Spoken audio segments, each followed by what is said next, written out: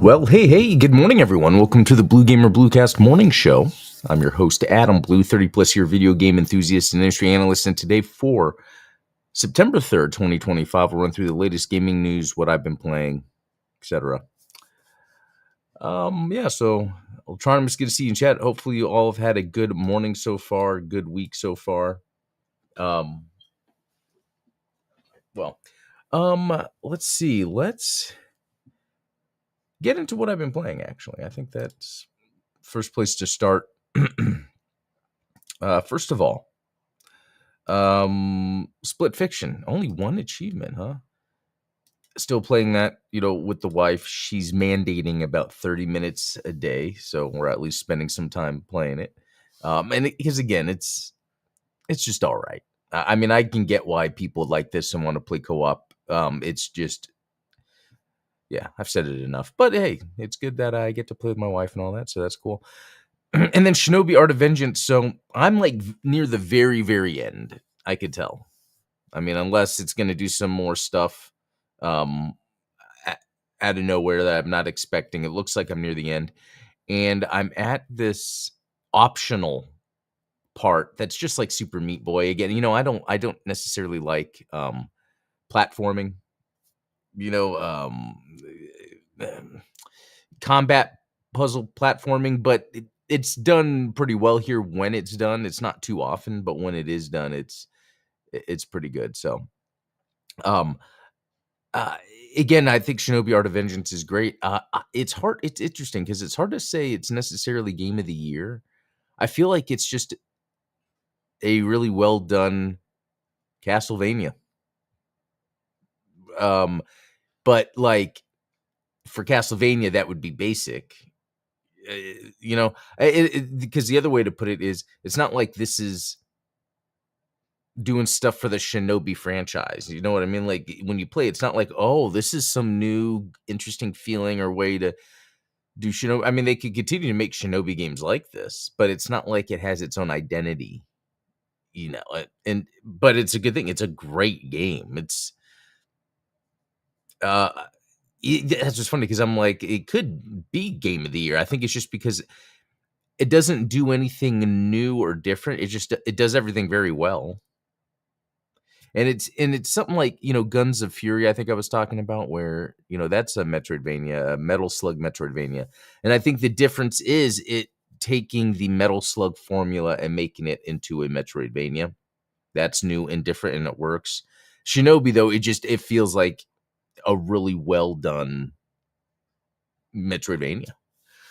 I'll try this between this and that old rebooted Strider. Maybe Ninjavania should become more common. Yeah, that is a good point. A Ninjavania. Yeah, that Strider was pretty good. I want to say there's another ninja-based Metroidvania game, but I can't think of it. Anyway, Shinobi's interesting. It requires, and I might talk about it more because it does require more of a deep dive look into it. Because again, it's not like it's a Shinobi game. It's just a very well done ninja combat Metroidvania game. So many aspects, from bosses to the collectibles. There's so many different things that it does well. So, and those details will have to come out. I don't think just saying it does it well is enough, but one day. I think I didn't play too much more yesterday. That was really just it. Played, that Shinobi part I'm trying to beat, and then Split Fiction. So, all right. Hey, Fulcrum, good to see you. Okay, let's jump into some news. Nintendo 64, Nintendo Classics adds Forsaken 64. Game Boy Advance Nintendo Classic adds Magical Vacation in Japan. Wow, Magical Vacation. I haven't heard that in a long time. Let's see. Yeah, 2001 role-playing game. Only in Japan. Interesting. Now, yeah, in Japan, so that might mean we don't get it here. Which would be a little disappointing. But so here's another thing, and wait, let me research, because from what I understand, and this might have been a different maybe from the news or whatever. Basically, there's a mature app for Nintendo Online to play the classics, I guess. And so Forsaken is part of that, which is very interesting. I mean, Forsaken. So the cover of Forsaken has this girl with this Forsaken tattoo on her face, but the game itself really has nothing to do with the artwork. In fact, it's more like another Descent. I don't know if you guys are familiar with Descent. That was a big deal when that came out on PC because it was fully 3D. I think I talked about it here before. A fully 3D environment you're moving around in. And then Forsaken's pretty much the same thing. So I'm curious why they have that as part of the mature. Again, I think we're looking at the Japanese one. Actually, let's see if I go forward in here and it says something. No. But anyway, that's cool. Let me just search again. I'm actually really curious about how all this works. Okay. And then we'll go to news. That was the website I was on. Let's see. Here we go. There we go. When Forsaken 64 arrives on the 4th of September, it will join the likes of Turok and Perfect Dark for those members aged 17 and up.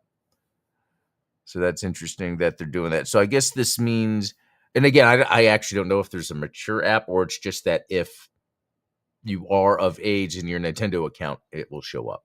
So interesting that they do that. I don't know. I guess not a big deal. Let's move on.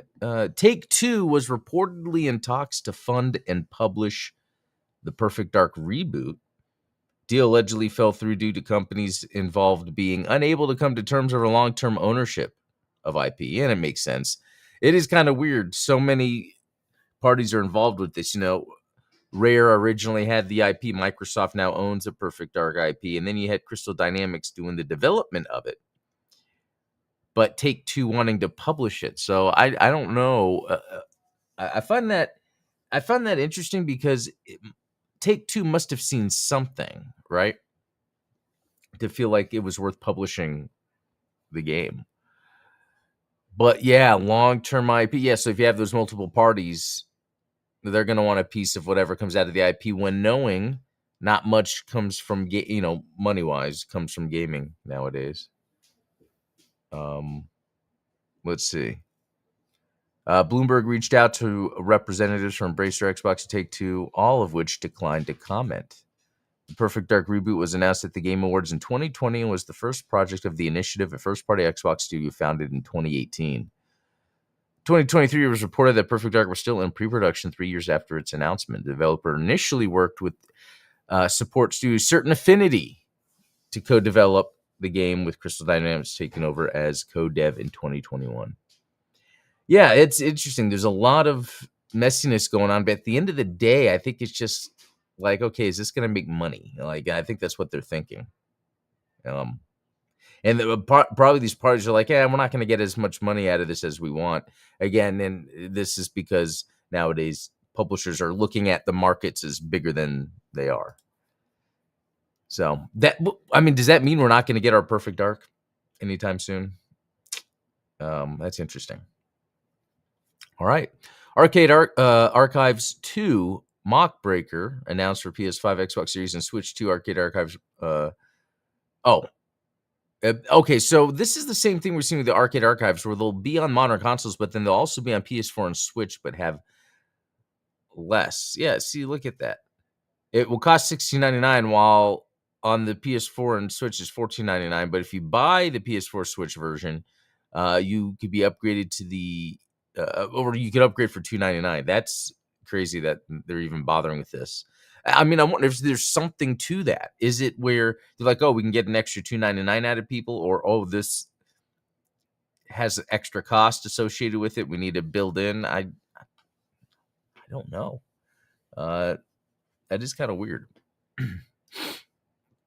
Okay, let's see. Activision and Paramount announced live action Call of Duty film. So this is interesting. I feel like the movie is to be made just to be made, because Call of Duty is this IP. Activision, or Microsoft has it now. So what do? They make shows using Paramount. They use Paramount for the Halo show. I don't think the Halo show was good, even though it looked great. It looked like you'd want it, and it had the action scenes, but the story, they went something different with it that makes it hard as a Halo fan to really latch onto. And I guess inherently it makes it hard for anyone to really latch onto it. So let me see something. Okay. So what would, well, let's read some of this. Activision and Paramount have announced that a live-action Call of Duty film is in the works. Via The Hollywood Reporter, the companies have struck a major deal that will see the studio develop, produce, and distribute a film based on the game franchise. No specifics have been shared about the deal itself.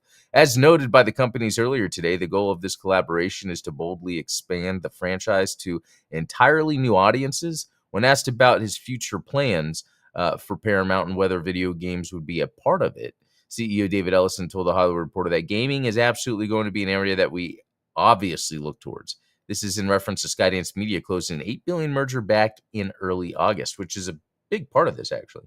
We're approaching this film with the same disciplined, uncompromising commitment to excellence that guided our work on Top Gun Maverick, ensuring it meets exceptionally high standards this franchise and its fans deserve, Ellison told the outlet. I can promise that we are resolute in our mission to deliver a cinematic experience that honors the legacy of this one-in-a-million brand, thrilling longtime fans of Call of Duty while captivating a whole new generation. A lot of gobbledygook, but if they can, David Ellison, the recent dude that merged Skydance and Paramount, I don't know the specific details on that, but this guy seems to know what he's doing. At least it sounds like it, or even comes from a perspective of a gamer, someone like me, the things that he's wanting to do. And it makes sense because I do think, taking these video game IPs and then making them into movies and shows is smart. We're seeing that it works, but only if it's actually made well.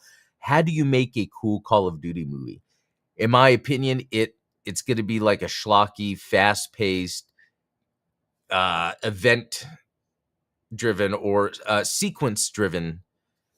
Just get a couple actors that can either act well or have good presence on screen or are funny, and then just have some cool action scenes, just like in the game. We're on the back of a Humvee with a turret shooting at things. If they do stuff like that to make it fun, I think that'll work. Because otherwise, I don't know what you would be trying to say or do with that. Unless you go where there's a lot of first person, but I don't even think you should go with that gimmick. Ultronus said, no, it has an incredibly deep story. Even the zombies mode does, if you can believe it. So they got a lot they could draw from. Yeah, and so what would that be? Would that be Black Ops, Advanced Warfare, Infinite Warfare? They could do the through line of the World War II through Black Ops.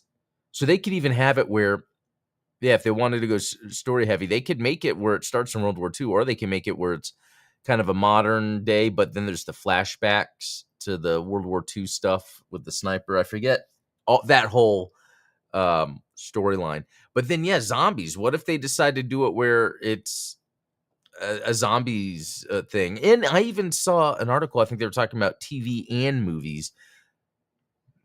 Who knows what they're going to do. I will say that I'm not going to be interested until I guess see mainly the director. The director's kind of telling on where they're wanting to go with it. So we'll see. Okay, was there some more stuff? I think Dusk Golem doubled down on Resident Evil Requiem coming to PS4 and Switch 2. He spoke with 5 different people, and it's coming. So that's very interesting because there has been this, Capcom's even saying Monster Hunter is not selling as good as they wanted it to because PS5 isn't selling that well, which is such an interesting statement to make. So, I mean, I wonder how much Capcom is like, let's keep making games on PS4 because there's so many people that have a PS4. And then Switch 2 because it wouldn't be too hard to do that. And then they'd already have, which I think they would be doing that anyway. I don't know. Okay, so for the rest of the time. Oh, and actually, you know what? I don't know if we'll do this, but I'll show you guys real quick. Over on the left-hand side here, it might be hard to see. Yeah, probably hard to see. I have a whole list of shmups. There was a sale for the Toplan shmup collection for $30. And I think each set is $35, and there's 4 of them. Okay? That's a lot of money of getting these games. And I was like, well, instead of buying them individually or buying the individual packs, I'll wait for a complete collection sale. And it happened. So Grindstormer, Fire Shark, Dogyeon, Fix Fight, or Fix 8, never played that one. Vimana, Twin Hawk, Truxton 2, Bats Gun, Flying Shark, Outzone, Twin Cobra, Zero Wing, among others. Most I haven't played, so that will be fun. But I want to show you guys where I'm at in this level on Shinobi. Maybe I will even beat it, this part I'm on. Maybe not. But at least you guys can get an idea of what I'm dealing with. And now, okay, well, I think I was late on that. Okay. All right, let's do this. Both playing here and on the living room TV, I'm using the Vader FlyDigi controllers. Vader 3 Pro, Vader 4 Pro. They just have really good controls. Okay, so this thing I have to do seems like it's impossible. Oh, I forgot I changed my outfit, which is okay.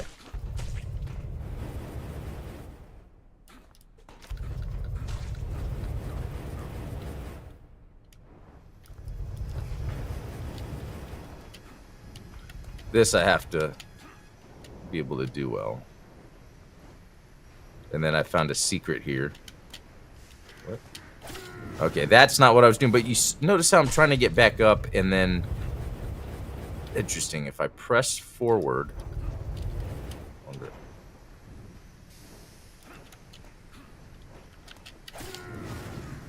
Okay, if I press down, maybe I just have to press... Oh. Now, this is the part that I had down as of... yesterday. Oh my gosh. That's the basic part. You guys don't even know what's coming, but for some reason I'm...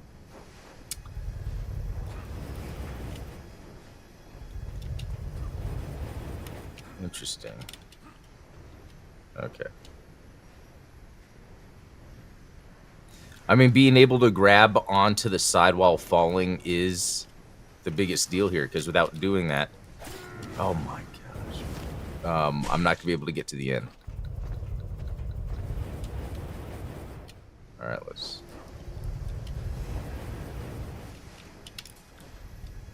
So if I press forward and not up... Nope, see? Well...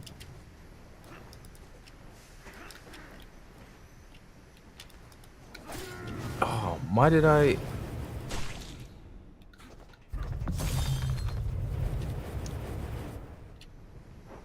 Okay. See, that's what I'm supposed to try to do, and sometimes it works, sometimes it doesn't. But I'm not going to bother doing that here because I can usually get past this.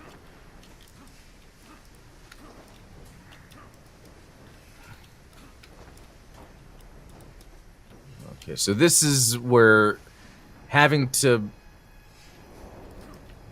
jump on the sides without falling. Oh my gosh.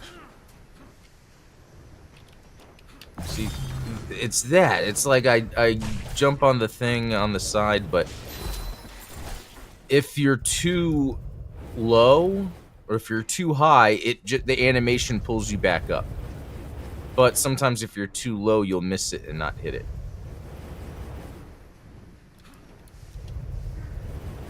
Like this. See, I was low enough to where, but I would hit the laser if I'm not careful. Like, there we go. So you see out here, it's easy. I can just do that. But the rest of this.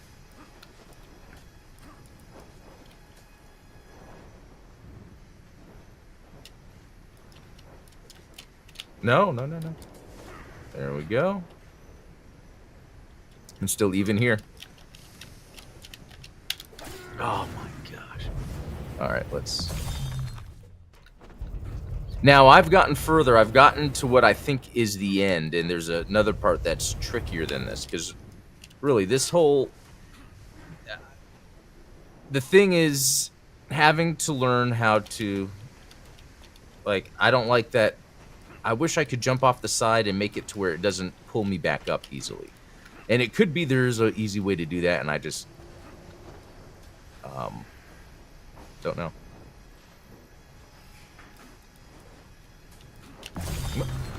And then sometimes that happens even if you're pressing the D-pad the other way. I don't know if that's me or the controller, and that's actually kind of interesting because this is a different controller, so that would say it's probably me. Like, yeah, look at that. Like, even to where I'm, like, stuck on the corner. So, I don't know how much that is a hitbox of grabbing the platform, or, again, just me.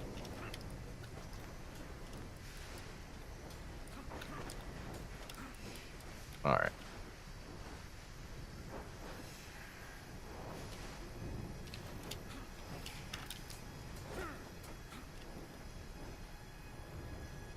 And that's what it seems like the secret is. It's like, oh, come on.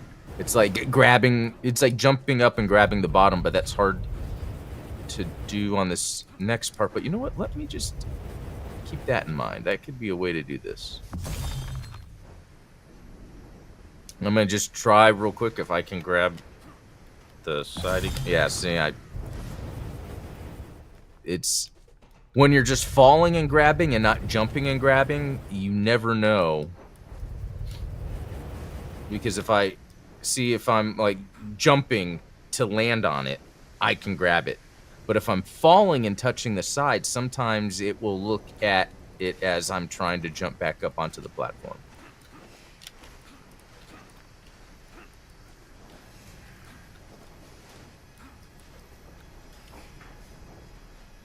And I feel crazy.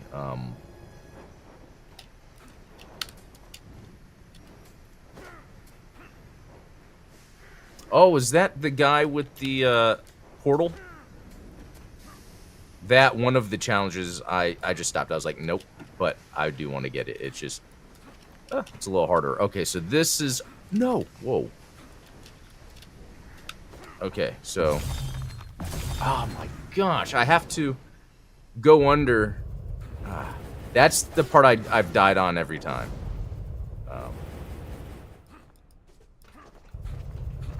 I go down too early, I think. I have to wait.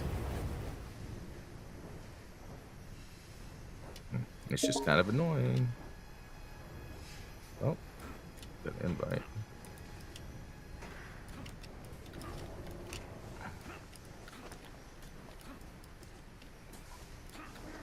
All right.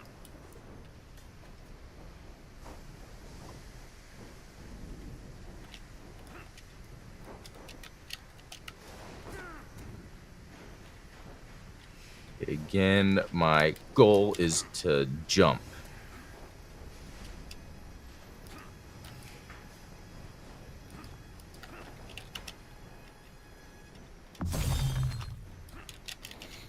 Oh. No. What? Oh my gosh, you see, like, I have no time to sort of, like, think. I just need to... I have to just time...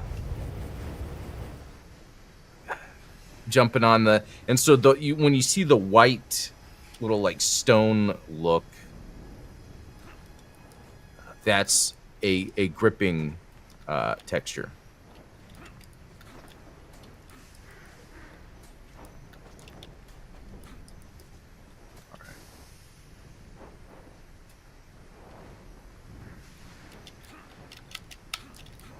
Nope. Oh my gosh. I tell you, just barely touching the D-pad left or right will just send me into the next animation.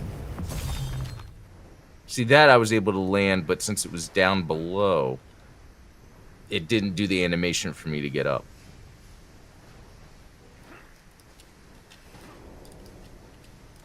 Oh, no. Okay. I think I am tired, but I kind of want to keep trying. And when I say tired, I mean, like, in the focus headspace for something like this.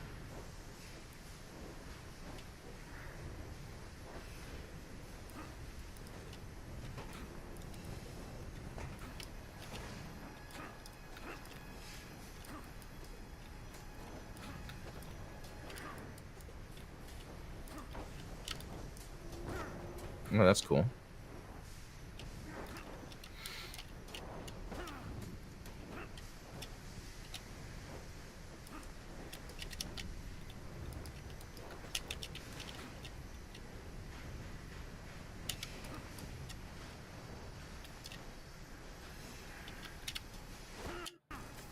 No, no.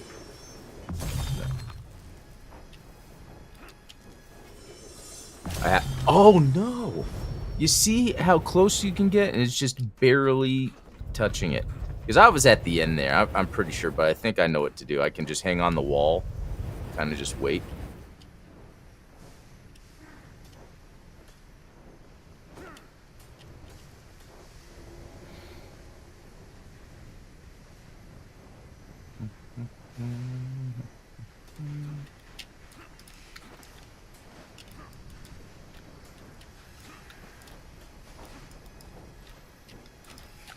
Oh, I didn't mean to do that. And it's interesting because, like, yeah, I died, but then I start at the, you know, where I was, essentially. So sometimes it makes me think, like, the death and checkpoint system is kind of useless. And so, oh, okay, that was useless.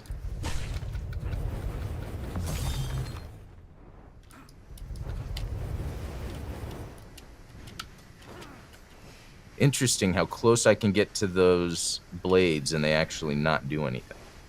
It's just the flames. You barely touch a flame and it will destroy you.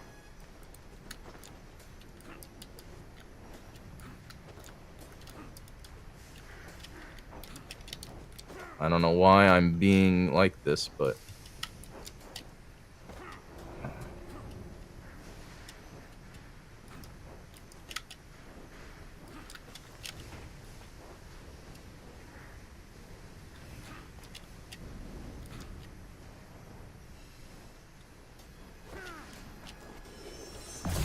No, again, it's like just barely. I gotta remember, at that part, wait later. Wait much later.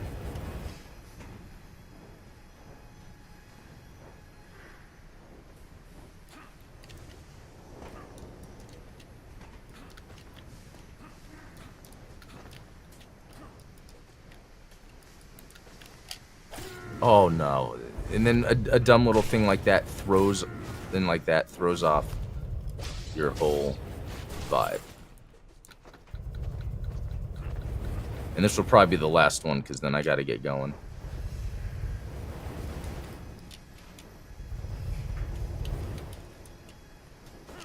Yeah, very interesting how I can do this. Like, I'm pretty much touching the blades, but... And then this, that you can just go under this to bypass most of it.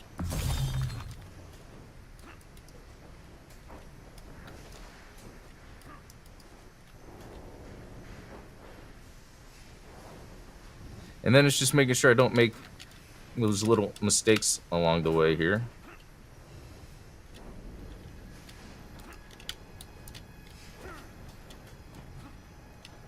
And then up here, I want to wait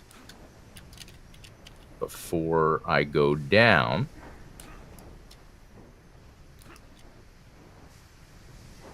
Oh my gosh, and I didn't wait enough. I'm just afraid if I...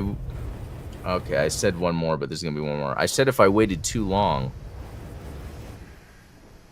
Yeah, I feel like if I wait too long, I'm going to hit the other flames, but... I wonder if I can be on this side. No. Okay. Actually, I'm just going to go for now because I got to get going, but I'm glad I got a little further on that. That was the part that... And again, that part is completely optional. It's just a neat little challenge.